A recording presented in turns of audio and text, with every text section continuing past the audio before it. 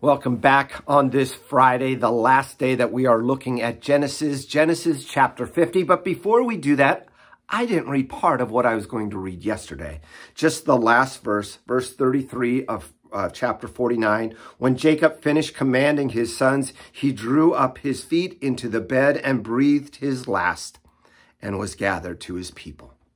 Now let's pick up with verse 1 of Genesis 50.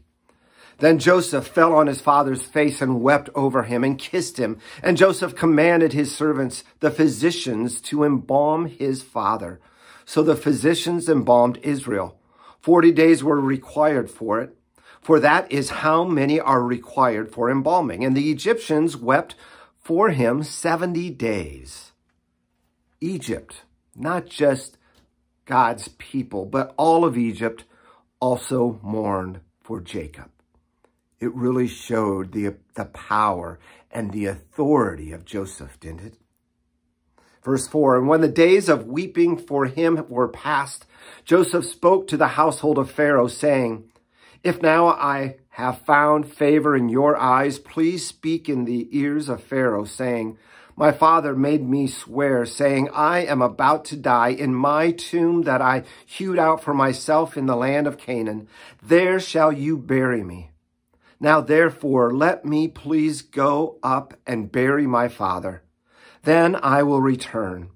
And Pharaoh answered, go up and bury your father as he made you swear. So Joseph went up to bury his father. With him went all the servants of Pharaoh, the elders of his household, and all of the elders of the land of Egypt, as well as all of the household of Joseph, his brothers, and his father's household. Only their children, their flocks, and their herds were left in the land of Goshen. And there went up with him both chariots and horsemen. It was a very great company. Kind of an amazing funeral procession, isn't it? All of the king's men, all of Pharaoh's men, I should say. Also that Jacob could keep his promise to his father, to bury him in the land that God had promised to Jacob, to his father Isaac, and to his grandfather Abraham. Again, note Pharaoh's willingness, not just to comply to this wish, but also to send his people along with him. The people going back to Israel in Genesis chapter 50 really will be contrasted to how they are unable to leave in the first chapter of Exodus, the next book, after hundreds of years have passed. Let's move on to verse 14. After he had buried his father, Joseph returned to Egypt with his brothers and all who had gone up with him to bury his father. When Joseph's brothers saw that their father was dead, they said, it may be that Joseph will hate us and pay us back for all the evil that we did to him. So they sent a message to Joseph saying, your father gave this command before he died. Say to Joseph, please forgive the transgressions of your brothers and their sin, because they did evil to you. And now please forgive the transgression of his servants of the God of your father. Joseph wept when they spoke to him.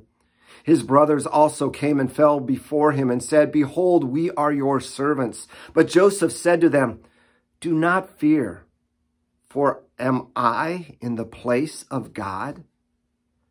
As for you, you meant evil against me.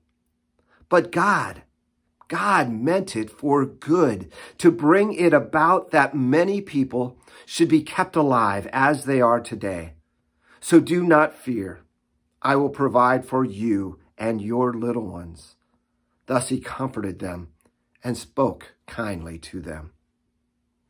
How many times have we seen at the death of a patriarch of the family just kind of disintegrates, right? Because there is concerns and worries about the inheritance, or maybe it was that the father was often in charge of everybody else and kept the order, and now that he was gone, it wasn't there. That kind of sounds like what Jacob's sons were worried about. Now that dad was gone, now Joseph will bring his wrath upon us. His forgiveness was too good to be true. But Joseph did not change. His forgiveness did not change. In fact, he was just as remorseful, just as understanding and seeing the purpose that God had in this from the very beginning. How God used Joseph being sold into slavery as part of his plan to save his family and to provide the way for Jesus to come into this world. Come back next week as we look at the book of Amos. And as we look at this great book, we're going to be going slower and get an understanding. I'm hopefully going to be able to have some maps ready for you to follow along and to see what's going on there. I invite you to come back on Monday so we can look at that. Invite others to join you as well. God bless. We'll see you then.